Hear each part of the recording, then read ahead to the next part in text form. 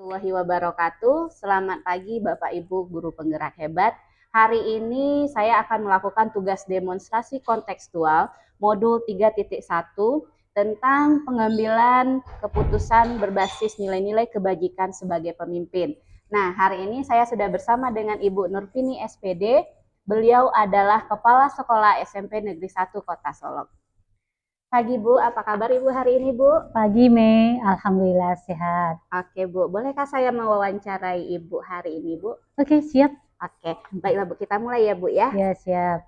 Saya ingin bertanya Bu, bagaimanakah Ibu dapat mengidentifikasi tentang kasus-kasus yang merupakan dilema etika atau bujukan moral?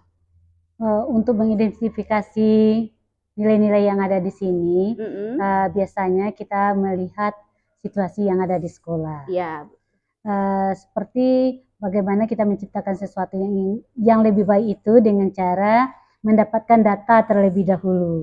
Setelah itu menganalisis data tersebut, kemudian kita evaluasi. Nah, baru kita ambil keputusan seperti apa yang terbaik. Oh, begitu. Jadi, bagaimana Ibu dapat mengambil keputusan di sekolah, terutama untuk kasus-kasus ada dua kepentingan yang sama benar atau sama-sama mengandung nilai kebajikan? Itu kasus yang luar biasa ya Bu Mia Iya. untuk saat ini. Biasanya untuk mengambil keputusan seperti itu, kita harus menggunakan terbuka dulu. Nah, dengan mengambil nilai-nilai positif dari kasus-kasus yang ada. Iya. Kalau dia bertentangan satu dengan yang lain, kita lihat apa sebetulnya kasus tersebut. Walaupun itu berat dilemanya sebetulnya ya Bu Mia. Kemudian sama-sama baik. Nah, gimana pula hasilnya? Berarti kita harus analisis dengan nilai-nilai positif yang ada. Oke, baik. Bagus sekali ya Bu ya, cara pengambilan keputusan yang tepat. Nah, kira-kira Bu, langkah-langkah atau prosedur apa yang Ibu lakukan selama ini?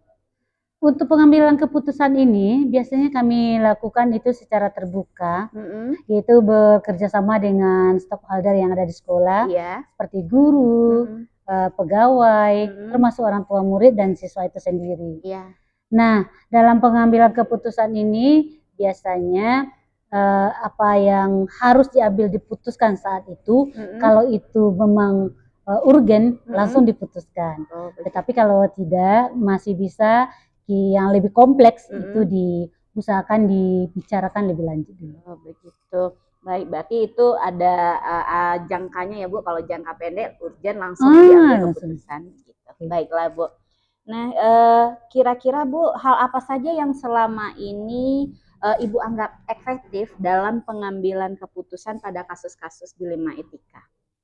Yang efektif itu biasanya kalau sesuatunya yang solusinya yang harus tepat, ya kan? Yang efektif yang diambil itu seperti adanya kasus-kasus yang melibatkan semua warga, kemudian kasus itu bisa untuk membangun kepentingan pribadi yang bersangkutan, ataupun secara kelompok atau secara sekolah lah. Nah, biasanya efektivitas itu kita lihat dari segi-segi apanya ya Bu Mi? Dari nilai yang ada di sekolah itu sendiri ya. Betul. Dan nilai efektivitas ada juga melalui uji kebenaran, benar asal lawan benar. Iya, seperti itu ya Bu Mi ya. Uji benar atau salahnya gitu. Okay. Baiklah Bu, apakah Ibu memiliki sebuah jadwal tertentu dalam sebuah penyelesaian kasus dilema etika, atau apakah langsung Ibu selesaikan di tempat ataukah Ibu butuh jadwal untuk dijalankan? Biasanya penjadwalan itu kita punya program sekolah ya Bu. Betul ya Bu. Nah, kalau kasus itu rasanya langsung kita putuskan saat itu, artinya keputusan itu urgen. Artinya tidak bisa kita bicarakan dulu. Artinya kita harus putuskan saat itu juga. Karena kalau kita undur, mungkin hal-hal negatif kita mendapatkan. Nah, sementara kalau keputusan itu bisa dibicarakan atau masalah yang kita hadapi itu bisa kita rembukan lebih luas dengan stakeholder yang ada, tidak diputuskan saat itu. Berarti kita punya jangka-jangka tertentu yang sudah kita siapkan dalam jadwal kegiatan sekolah. Berarti itu tergantung masalahnya ya Bu ya, Iya, kasusnya. seperti itu dia. Oke, baiklah Bu. Apakah ada seseorang atau apakah ada faktor yang mempermudah atau membantu Ibu dalam mengambil keputusan tersebut, Bu? Tepat sekali Bu Mei. Kita tidak bisa memutuskan sesuatu hal itu sendiri. Iya. Kalau urgen berarti tadi stop, harus ada saat itu. Tapi kita butuh bantuan rekan-rekan yang ada di sekolah karena tenaga pendidik dan pendidik itu sendiri merupakan faktor pendukung yang ada di sini, termasuk dengan orang tua siswa dengan komite sekolah yang ada. Betul. Karena keputusan bersama itu akan menghasilkan sesuatu yang lebih untuk menyelesaikan permasalahan yang ada. Baiklah Bu. Dari semua hal yang Ibu sampaikan tadi, pembelajaran apa yang dapat Ibu ambil untuk dapat mengatasi kasus dilema etika ini, Bu? Apa hal pentingnya yang Ibu ambil, Bu? Hal penting yang ada yang dapat kita peroleh dari pembelajaran yang ada ini, yang mana kasus-kasus yang ada itu kita dihadapi dengan dilema etika, ya Bu ya. Yang mana kita harus bicarakan kadang-kadang keadilan yang kita ingin tegakkan, tetapi ada faktor lainnya, kebenaran yang harus kita munculkan. Nah, biasanya dilema seperti ini pembelajaran yang sangat berharga bagi kita. Kita tidak bisa mengapakan sesuatu masalah, contohnya siswa kita saja, tidak mungkin dia tertinggal di kelas yang sama dengan keadaan yang ada. Kita benar ya, dia itu tidak mampu, tapi dengan keadilan yang seperti itu, untuk satu mata pelajaran dia tinggal, tidak mungkin kita meninggalkan mereka. Berarti keadilan buat mereka untuk masa depannya harus kita naikkan, seperti itu Bu Mei. Jadi ada pembelajaran yang sangat berarti di sini, di mana keputusan itu harus kita bicarakan secara bersama, kita selesaikan dengan solusi yang tepat, sehingga tidak ada pihak-pihak yang kita rugikan. Seperti itu. Baiklah. Terima kasih Bu atas waktu Ibu tentang wawancara kita kali ini. Saya dapat mengambil hikmah dan mengambil pembelajaran dari cara-cara Ibu dalam penyelesaian kasus. Baiklah Bapak Ibu guru hebat, demikian wawancara saya kali ini bersama Kepala Sekolah Hebat kita Ibu Nurfini SPD. Terima kasih. Assalamualaikum warahmatullahi wabarakatuh. Waalaikumsalam warahmatullahi wabarakatuh. Assalamualaikum. Waalaikumsalam, silakan masuk Ibu. Ada bisa yang Ibu bantu? Iya Bu, hari ini kami ada tugas demonstrasi kontekstual modul 3.1 tentang pengambilan keputusan berbasis nilai kebajikan sebagai pemimpin. Nah, hari ini saya ingin mewawancara Ibu tentang bagaimana pola Ibu mengambil keputusan dalam kepemimpinan Ibu di SMP 5 ini. Ya. Apakah Ibu ada waktu hari ini, Bu? Insya Allah. Baiklah kita mulai ya Bu. Iya. Oke. Yang pertama saya ingin bertanya kepada Ibu, selama ini bagaimana Ibu dapat mengidentifikasi kasus-kasus yang merupakan dilema etika atau bujukan moral? Ya, terima kasih Bu Rita. Sebenarnya kalau dilema yang kita lihat, dilema etika yang kita lihat di setiap sekolah tuh bermacam-macam ya. Sebenarnya kita sebagai guru sudah tahu nih dilemanya bagaimana. Pasti kita mengalami dilema. Misalnya ada dua kepentingan misalnya. Ada dua kepentingan, kita ambillah siswa. Ada siswa, yang satu siswanya berkelahi. Dari anak yang berkelahi ini tentu kita bisa melihat dengan sendiri kedua anak ini pasti ada benar dan salah. Iya. Ada benar dan salahnya. Setiap anak itu di kesalahannya ada benarnya. Di setiap anak yang ada benarnya ada kesalahan. Kalau tidak ada terjadi dilema ya kan. Nah, untuk hal ini tentu kita mencari dulu akar masalahnya. Apa akar masalah yang akan timbul dari perkelahian. Kita tentu kalau setelah masalahnya tahu, baru kita selesaikan permasalahan itu. Sekarang kita untuk menyelesaikan permasalahan tinggal lagi apakah permasalahannya berat, ringan, atau sedang saja.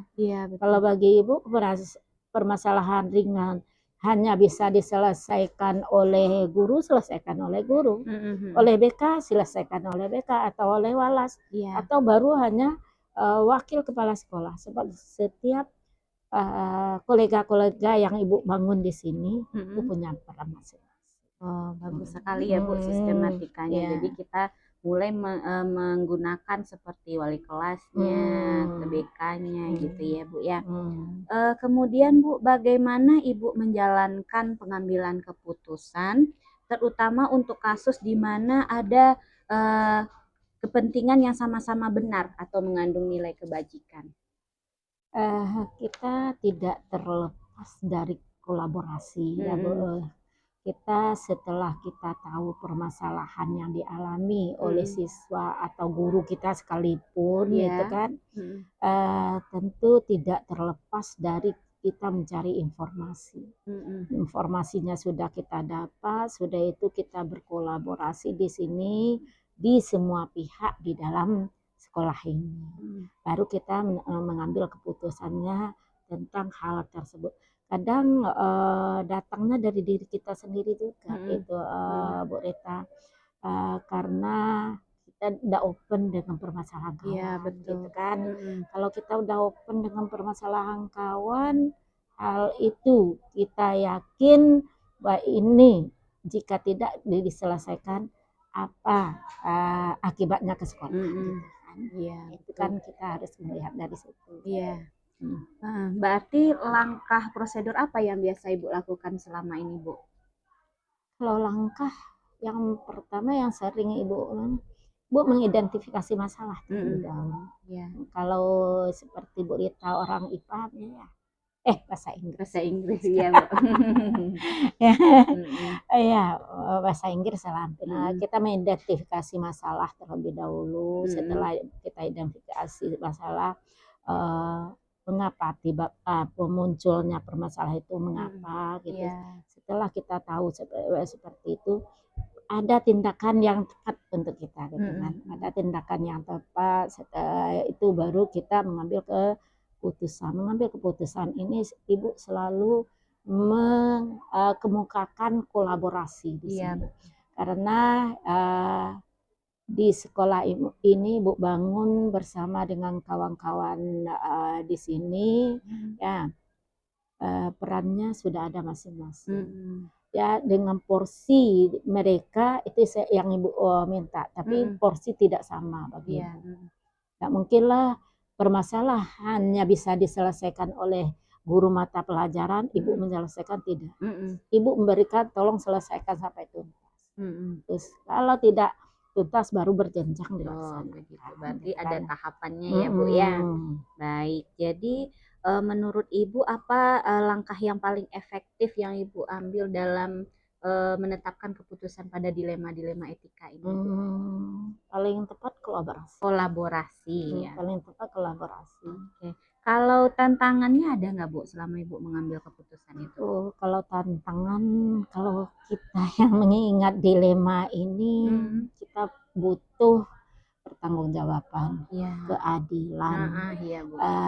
Sudah itu kita bawa dari diri kita sendiri gitu kan. Apakah kita siap dengan permasalahan ini? Kalau tantangan ini bagaimana kita untuk menyelesaikannya? Nah, dari permasalahan ini tentu kita bisa menentukan ini metode yang tepat, ini metode yang tepat dari penyelesaian permasalahan tersebut. Baik Bu. Jadi apakah Ibu punya jadwal tertentu untuk menetapkan sebuah keputusan atau langsung putuskan di tempat Bu? Kalau punya jadwal tidak, tergantung permasalahannya.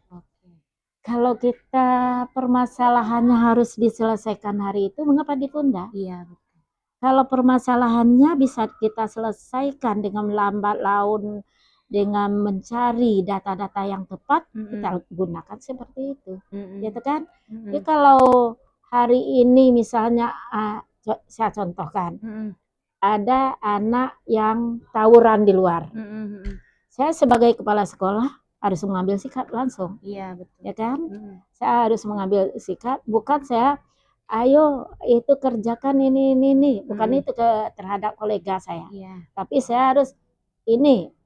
Kalau perlu dengan kepolisian langsung ke kepolisian, kan? Kalau tidak ya coba dulu panggil orang tuanya. Yang penting di dalam setiap penyelesaian masalah yang saya lakukan, baik tantangan itu besar tantangannya atau kecil, tak lain adalah kolaborasi. Iya, kolaborasi, musyawarah. Memanfaatkan semuanya, bukan memanfaatkan dalam konteks ada baik ya kan, memanfaatkan fungsi masing-masing kita. Apa fungsi orang tua, apa fungsi wali kelas, guru, wakil, KTU, administrasi misalnya. Kita kan tahu fungsinya, apa fungsi BK gitu kan. Nah, ini kita manfaatkan, kita dudukkan pada tempatnya. Nah, ini bisa diselesaikan oleh BK, silakan selesaikan. Ini diselesaikan oleh wakil, selesaikan. Coba setiap kejadian gitu, bagi kawan-kawan yang ada di SMP 5 ini Bu Rita, selalu beliau menyatakan biar kami menyelesaikan dulu Bu. Begitu. Nah, kayak itu, biar kami menyelesaikan dulu Bu. Kalau tidak bisa kami selesaikan, baru untuk berikutnya. Pimpinannya. Bagus juga ya Bu ya, berarti ada inisiatif dari kolega-kolega stakeholder di sekolah untuk memulainya terlebih dahulu gitu. Kemudian Bu, apakah ada faktor-faktor yang membantu dan mempermudah Ibu dalam mengambil keputusan ini? Iya. Kolega tadi ya Bu. Kolega tadi. Itulah unsur tadi ya semuanya.